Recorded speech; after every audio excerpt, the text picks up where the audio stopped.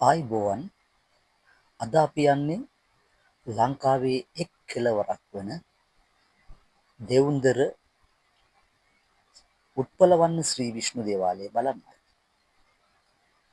ලංකාවේ දකුණු කෙළවර දෙවිනුවර කවුරුත් දන්න දෙවුන්දර පිහිටි ශ්‍රී උත්පලවන්න විෂ්ණු මහා දේවාලය මෙරට ඉදි වූ පැරණිම දේවාල අතරින් එකක් ලෙස සැලකෙනවා. මෙරට බුදුදහම සුරක්ෂා කරන්නේ යැයි විශ්වාස කෙරෙන උපුල්වන් දෙවියන් උදෙසා මෙම දේවාලය ඉදිකොට තිබෙන බවටයි සඳහන් වෙන්නේ.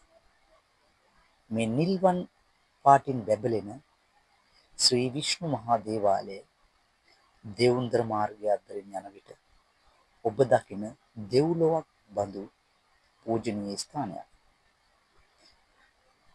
කෙම්මුර දවස්වලදී බැතිමතුන්ගෙන් පිරී ඉතිරී යන මේ නීල වර්ණයෙන් බැබලෙන උත්පලවන්න ශ්‍රී විෂ්ණු දේවාලය බැතිමිතුන්ට සිතට සහනයක් ගෙන දෙන ස්ථානයක් හැටියට ප්‍රචලිත. මෙම දේවාලය 7 වන සියවසේදී දක්පුල රජතුමා විසින් ඉදිකොට ඇති බවට සඳහන් වෙනවා. මේ ඊට හොඳ සාක්ෂි.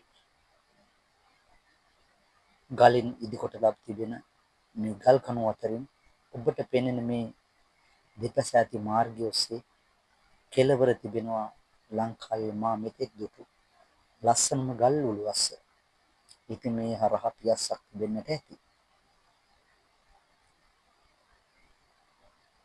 ඉතින් මේ දේවාලයේ පැරණිකම ඔබට මේ ගල් කණු මනා ලෙස කියා පෙන්වනවා. ඒ වගේම 13 වන සියවසේදී උපුල්වන් දෙවි උදෙසා පුද පූජා පැවැත් වූ බවටද සඳහන් වෙනවා. ඉතින් අදටත් ඔබ මේ දකින ආකාරයට බැතිමතුන් තමන්ගේ බාරහාරයන් ඔප්පු සිද්ධ කිරීම සඳහාද මේ ස්ථානට එනවා. දරුවන් බලාපොරොත්තු වෙන, ඒ වගේම නඩුහබ වෙන යම් තමන්ගේ සිත් තුළ තිබෙනා වූ ඒ කාරණාව නිෂ්ඨ සිද්ධ කිරීම සඳහා සහනයක් පැතීම සඳහා වෙනවා.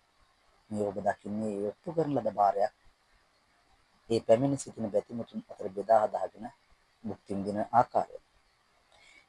ඒ වගේම උත්පලවන ශ්‍රී විෂ්ණු දෙවියන් ශ්‍රී ලංකාවේ ආරක්ෂක දේවතාන් හැටියටද මහා වංශයේ සඳහන් වෙලා තිබෙනවා.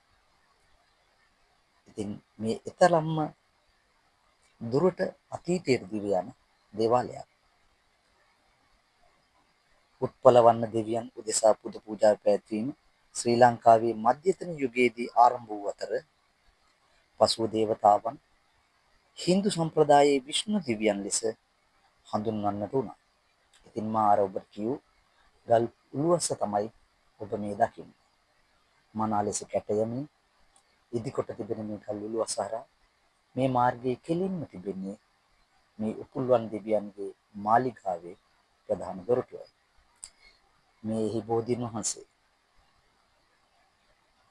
බුදුන් වැද අවසානයේදී තමයි අපි කවුරුත් දෙවියන් වන්දනාමාන කරන්න යන්නේ. ඉතින් සීල් කර්ම කාරණාවන් මේ තුල ගැඹෙලා තියෙනවා.